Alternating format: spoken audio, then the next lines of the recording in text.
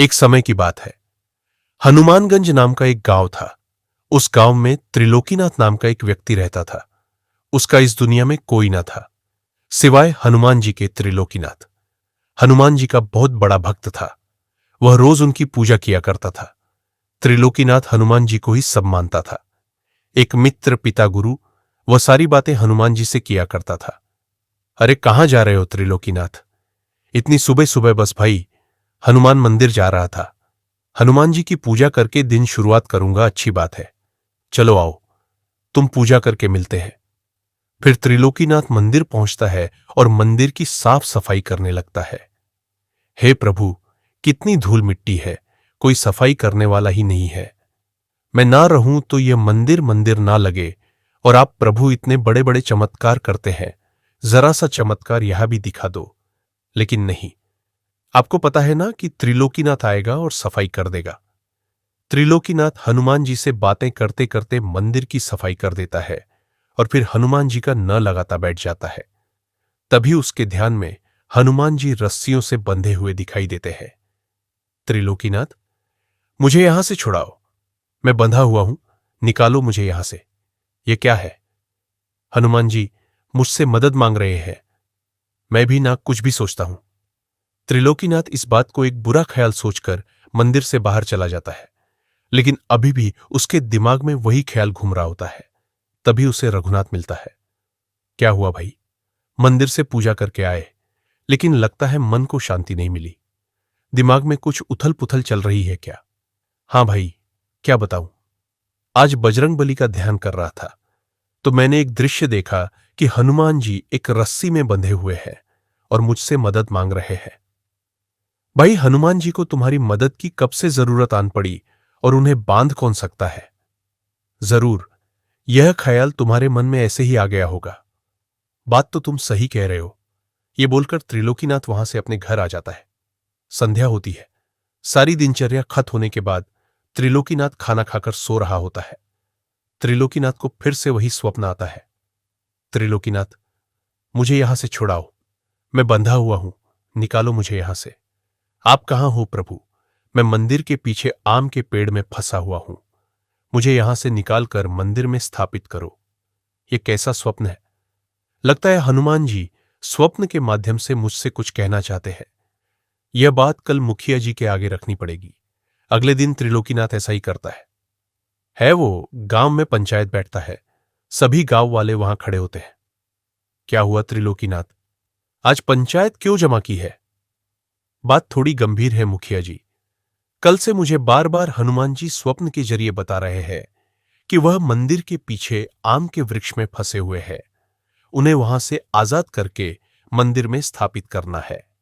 इसीलिए मैं आपसे यह निवेदन करना चाह रहा हूं कि उस वृक्ष को काट के उसमें से हनुमान जी को निकालकर मंदिर में स्थापित करना होगा। क्या पगला तो नहीं गए हो ना? त्रिलोकीनाथ, माना कि तुम हनुमान जी के भक्त हो, लेकिन ऐसा भी नहीं है कि तुम कुछ भी बोलो और हम मान ले। अपनी इस बेफिजूल के बात के लिए तुमने पंचायत का समय बर्बाद किया है। पर मुखिया जी, मैं सच कह रहा हूं, एक बार उस पेड़ को काटकर देख लेते हैं। त्रिलोकीनाथ, क्यों जिद्द कर रहे हो? बेकार की ये सब तुम्हारा भ्रम है। जाओ घर जाओ, जाओ। यहां से आज की सभा यही समाप्त की जाती है। मुखिया त्रिलोकीनाथ को भगा देता है और कड़े शब्दों में पेड़ काटने के लिए मना कर देता है।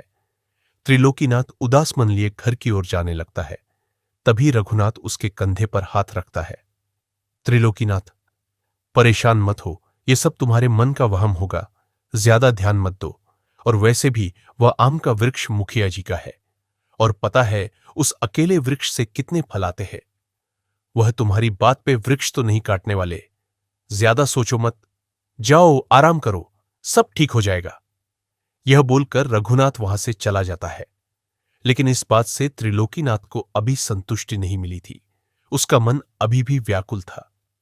भाड़ में जाए मुखिया जी और सब हनुमान जी ने मुझसे बोला है। वो मुझसे मदद मांग रहे हैं।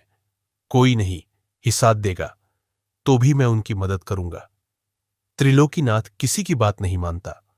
वो एक कुल्हाड़ी उठाता है और उस पेड़ को काटने के लिए निकल पड़ता है। मंदिर के पीछे पहुंचकर बजरंगबली का नाम लेकर त्रिलोकीनाथ उस पेड़ पर कुल्हाड़ी चला देता है। उसे ऐसा करते हुए गांव का एक व्यक्ति देख लेता है और वह भागता हुआ जाकर सभी गांव वालों को यह बात बताता है और सबको इकट्ठा करके ले आ जय बजरंग बली। जय बजरंग बली। कोई बात नहीं प्रभु, कोई आपकी मदद नहीं करेगा तो क्या मैं भी नहीं करूंगा? मैं अवश्य निकालूं आपको इस वृक्ष में से। हाँ त्रिलोकीनाथ, तुमने यह क्या किया? तुमने अपने पागल पन्ने की वजह से मेरा इतना सुंदर वृक्ष काट दिया। मैंने पंचायत में कहा था ना कि कोई वृक्ष नहीं काटेगा। त्रिलोकीनाथ, तुम ये कैसी हट कर रहे हो? तुम इतनी मूर्खता का काम करोगे, हमें अंदाजा नहीं था। पर भाइयों, मैं सच कह रहा हूं। स्वप्न में हनुमान जी आते थे और इसी वृक्ष को काटने के लिए कहते थे। वो यही कही कैद है। अच्छा, तो तुमने इसलिए यह वृक्ष काट दिए? तुम्हें दिखे कहीं हनुमान जी कहां है? क्या किसी को यहां हनुमान जी दिखाई पड़ रहे हैं? त्रिलोकीनाथ, तुम्हें इसकी कीमत चुकानी पड़ेगी। यह बात चल ही रही होती है कि तभी ही रही हनुमान जी की एक सुंदर प्रतिमा उस वृक्ष के तने से प्रकट हो जाती है, जिसे देख सभी गांव वाले भौचक्का रह जाते हैं। किसी को अपनी आंखों पर विश्वास नहीं होता। वो सभी बजरंग की जय जय करने लगते हैं और सभी त्रिलोकीनाथ से माफी मांगते हैं। अब सभी गांव वाले पूरे सम्मान सहित वृक्ष से प्रकट हुई हनुमान जी की प्रतिमा को मंदिर में स्थापित कर देते हैं। तब से हनुमान जी की कृपा से पूरे गांव में सुख शांति छा जाती है और त्रिलोकीनाथ को गांव में एक अलग ही सम्मान मिलने लग जाता है। एक समय की बात है, द्वारिका नगरी में भगवान श्री कृष्ण अपनी रानी रुक्मणी और सत्यभामा के साथ वार्तालाप कर रहे थे। प्रभु, आपसे एक प्रश्न पूछना था। कैसा प्रश्न प्रिय, पूछो। प्रभु, हर विवाहित स्त्री अपनी मांग में सिंदूर लगाती है। इसकी सुंदरता अपने स्थान पर, किंतु सिंदूर का असली महत्व क्या है? मैं यह जानना चाहती हूं रुक्मिणी। यदि आप यह प्रश्न किसी स्त्री से पूछे तो ज्यादा अच्छा रहेगा। ऐसा क्यों प्रिय? क्या तुम्हें मेरे ज्ञान पर संदेह है? नहीं नहीं, संदेह नहीं प्रभु। आप तो सर्वज्ञाता है, किंतु किंतु क्या प्रिय प्रभु, जिसने कभी सिंदूर लगाया ही ना हो, वो प्रेम की उस गहरी भावना को कैसे बताएगा जो सिंदूर के साथ जुड़ी है?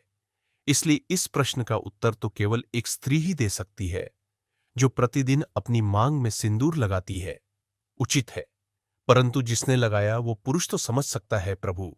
ऐसा कौन सा पुरुष है जो सिंदूर लगाता है? श्री राम भक्त हनुमान। हनुमान, किंतु हनुमान तो बाल ब्रह्मचारी है, उनका सिंदूर से कैसा लगाव नाथ? ये कैसी पहेली है? यह पहेली तो वही मुझे जिसने उन्हें सिंदूर लगाने का विचार दिया। ठीक है प्रभु, यह पहेली मैं ही सुलझा देती हूं। आप दोनों ये कैसी बातें कर रहे हैं? मैं कुछ समझ नहीं पा रही हूं। यह कहानी तब की है जब मैं और प्रभु यानी राम और सीता वनवास पूरा कर अयोध्या आ चुके थे। एक दिन माता सीता अपना श्रृंगार कर रही थी और हनुमान जी माता सीता के पास बैठे उन्हें श्रृंगार करते हुए देख रहे थे। क्या हुआ पुत्र, आज तुम मेरे पास क्यों बैठे हो? ऐसे तो तुम प्रतिदिन प्रभु के चरणों में ही रहते हो। कोई प्रश्न है क्या माता? मैं बहुत बड़ी दुविधा में फंसा हुआ हूं। संकट मोचन को कैसी सुविधा ने घेर लिया। माता, मैं देखता हूं कि हर कोई प्रभु श्री राम को प्रसन्न करने के लिए भेंट देता है, लेकिन मैं उन्हें ऐसा कौन सा भेंट दूं जिसे देख वह प्रसन्न हो जाए? प्रभु श्री राम को सबसे अधिक क्या प्रिय है माता पुत्र? प्रभु श्री राम को तो किसी वस्तु से मोह नहीं है। उनके लिए संसार में सब कुछ समान है, इसलिए वह प्रत्येक वस्तु से प्रसन्न रहते हैं। आप ये सिंदूर क्यों लगाती है? ये तो सुहाग की निशानी है और इसे लगाने से प्रभु श्री राम प्रसन्न होते हैं। मैं यह सिंदूर अपने प्रभु श्री राम की लंबी आयु की कामना के लिए लगाती हूं। इसे लगाने से आपके प्रभु और मेरे पति की आयु बढ़ेगी। अच्छा, यानी एक चुमुकी भर सिंदूर से प्रभु प्रसन्न हो जाते हैं और उनकी आयु भी बढ़ जाती है। यह सब सुनकर हनुमान जी वहां से चले जाते हैं और कुछ देर बाद पूरे शरीर पर सिंदूर लगाकर माता सीता के सामने आते हैं। पुत्र, ये तुमने क्या किया माता? मैंने भी अपने प्रभु की लंबी आयु के लिए सिंदूर लगा लिया है। अब उन पर कोई संकट नहीं आएगा। पुत्र हनुमान, तुम कितने भोले हो माता। अब तो प्रभु श्री राम मुझसे प्रसन्न हो जाएंगे ना? अवश्य। माता सीता की आज्ञा पाकर हनुमान जी उसी भेष में श्री राम के पास पहुंचे। श्री राम अपने दरबार में बैठे थे। तभी वहां श्री राम की जय जयकार करते हुए हनुमान जी पहुंचते हैं। हनुमान जी के इस भेष को देख सभा में उपस्थित सभी लोग उन पर हंसने लगे। अरे हनुमान, ये क्या लगाकर आए हो? अपने शरीर पर दरबार में आने से पहले नहाना उचित नहीं समझा? क्या यह सिंदूर है? यह मैंने अपने प्रभु के लिए लगाया है, प्रभु के लिए। आखिर तुम्हारे इस सिंदूर से प्रभु का क्या लेना देना लगता है? हनुमान जी ने गुलाल की बोरी अपने ऊपर गिरा ली। अब लोग इन परे हंसे ना, इसलिए ऐसी वैसी कहानियां बना रहे हैं। क्यों हनुमान? मैं सत्य बोल रहा हूं ना हनुमान। यह तुमने कैसा रूप धारण किया है प्रभु? यह रूप मैंने आपके लिए ही धारण किया है। आज मैं माता के पास बैठा था। वह अपनी मांग में चुटकी भर सिंदूर लगा रही थी। तभी मैंने उनसे उस सिंदूर का महत्व पूछा, तो उन्होंने कहा कि यह सिंदूर आपकी लंबी आयु के लिए लगा। उस चुटकी भर सिंदूर से आपकी आयु लंबी हो जाएगी और आप पर कोई संकट नहीं आएगा, और आप चुटकी भर सिंदूर को देखकर प्रसन्न भी होते हैं। तो मैंने विचार किया कि एक चुटकी भर सिंदूर से आपकी आयु बढ़ सकती है, तो मैंने आपके लिए सिंदूर पूरे शरीर पर लगा लिया।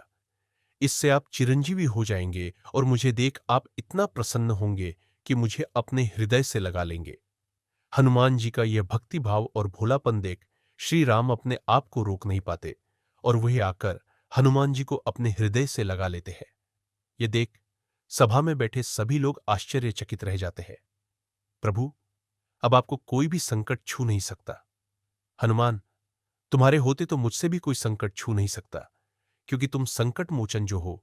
हनुमान, तुम्हारा हृदय बहुत कोमल है और उस हृदय में मेरे लिए इतना स्नेह देखकर मैं भाव विभोर हो उठा।